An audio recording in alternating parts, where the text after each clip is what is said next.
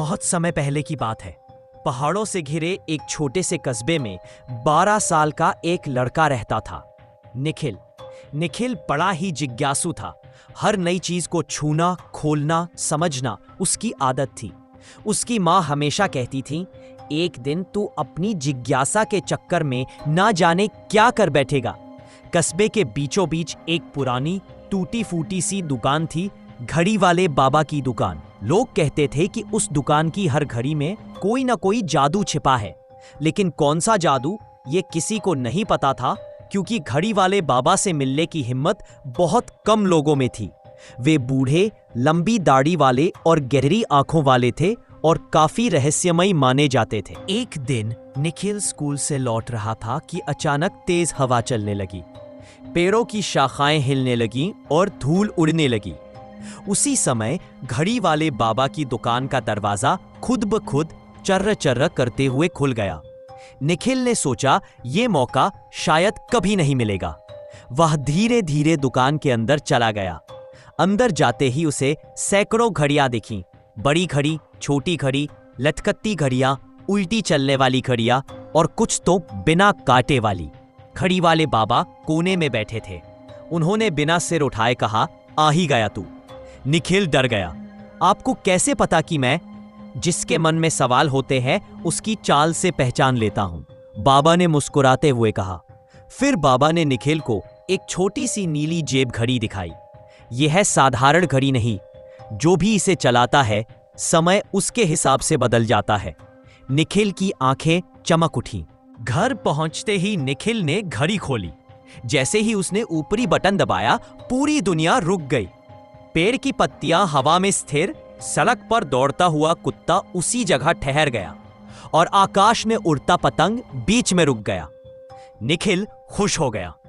उसने दौड़कर पार्क में जाकर स्लाइड पर अटके बच्चों को इधर उधर खिसका दिया। स्कूल में जाकर ब्लैक बोर्ड पर मजेदार कार्टून बना दिए और घर के बाहर बैठी बिल्लियों को नई जगह बैठा दिया। उसके लिए यह एक खेल जैसा हो गया था। लेकिन कुछ देर बाद उसे एहसास हुआ कि वह अकेला पड़ गया है। इतनी बड़ी खामोशी, इतनी शांति। वह डर गया और तुरंत घड़ी का बटन दोबारा दबाया और धड़ाम, दुनिया फिर चलने लगी। लोग अपने अपने कामों में लगे, लेकिन एक चीज अलग थी। निखिल के कारनामों से सब हैरान थे। उस रात निखिल को लगा कि घड़ी से वह बहुत कुछ कर सकता है। अगले दिन उसने सोचा, क्यों ना मैं इस घड़ी से स्कूल का टेस्ट टाल दूं। वह स्कूल पहुंचा और टेस्ट शुरू होते ही घड़ी दबा दी। सब रुक गए, लेकिन जैसे ही वह कॉपी पर झुककर सवाल देखने लगा, घड़ी चमकने लगी। अचानक घड़ी जोर से गर्म हो गई और निखिल का हाथ जल गया। उसी समय दुकान में बैठे घड़ी वाले बाबा की आंखें खुल गईं। उन्होंने हवा में एक पुरानी लकड़ी छड़ी घुमाई और उनकी आवाज निखिल के पास पहुंच गई। ठहर जा, जादू का दुरुपयोग समय को असंतुलित कर देता है। निखिल डर गया। उसकी कलाई पर नीली रोशनी फैलने लगी थी। घड़ी अचानक धड़ाम से जमीन पर गिरी और क्रैक हो गई। घड़ी टूटते ही समय रुकने की बजाय तेजी से आगे बढ़ने लगा। पेड़ पल भर में बढ़े, छात्र बड़े दिखने लगे और आसमान का रंग बदलता हुआ शाम में बदल गया। निखिल रोने लगा। मैंने गलती कर दी बाबा, मैं दुनिया खराब नहीं करना चाहता।